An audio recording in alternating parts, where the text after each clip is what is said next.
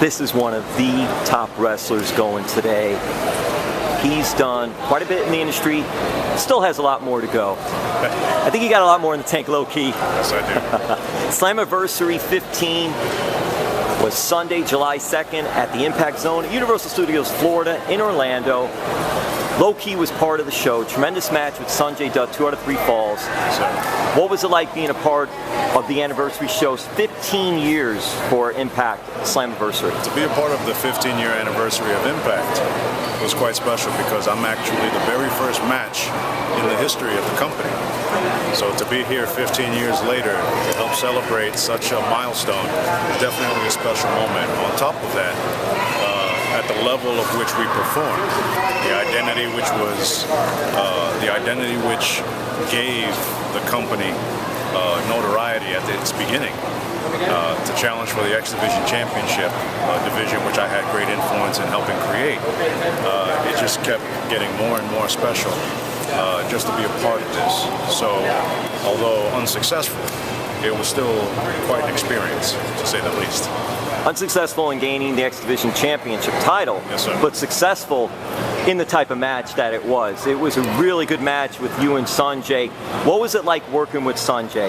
Well, Sanjay I've known for such a long time, and we've been competitors quite often throughout the time that he's been a professional as well as I have. And not only here in the United States, but internationally as well as in Japan. So we share common experience, but it's that desire that not every wrestler has, and that's the will to endure. And it's a very special quality that very few share, and it was quite apparent in the fact that he was able to claim the X Division Championship. If you look at the history of the champions who have reigned, it's a long list of quite successful competitors. So, you know, in that respect, welcome to the club. Low-key, you have a new outfit. Yes, I do. Tell us what inspired the outfit, about it, and is it a little more challenging wrestling in this type of outfit? Well, things have quite changed quite rapidly since I've returned here in Impact. But the theme that I'm portraying now is relevant to the Agent 47 character from the Hitman series. And the reason being is because with my ferocity, you don't normally find that at my size. So somebody at my size is a very uncommon character trait to have, but I've told this to other performers, I can't grow any taller, I can't really put on much more weight, so my ferocity is what saves me in the respect that I can compete against anybody, it doesn't matter which weight class they're in. However, the base for it was the Hitman character, and I debuted it in New Japan Pro Wrestling in 2013 in front of 45,000 people in the Tokyo Dome. And I've done it also in Australia before returning to Impact. I was requested, and just the theme of the character itself seems to apply to what I bring to everyone as a competitor in the ring. And you know, the old saying for me is, you know, I've been a professional since day one, and the Hitman theme still relies on a professional atmosphere. Professionalism is something that's very important, and it's important to you. Yes, sir. And you have that respect for the business, respect for that ring. What is it like for you when you got started, and the people that you learned from, and how did you get your start? And we're here, I want to say this too, it's Impact Wrestling, but also last night was a big night because Global Force Wrestling now combined with Impact Wrestling, so they did this unification between the two companies, so it is GFW Impact Wrestling now, so I think it's important to say that. Yes. But for you, what was it like when you got started and was just going in with everything? It was interesting because at the time of which it occurred, I wasn't as familiar with a lot of the competitors that I was matched up against.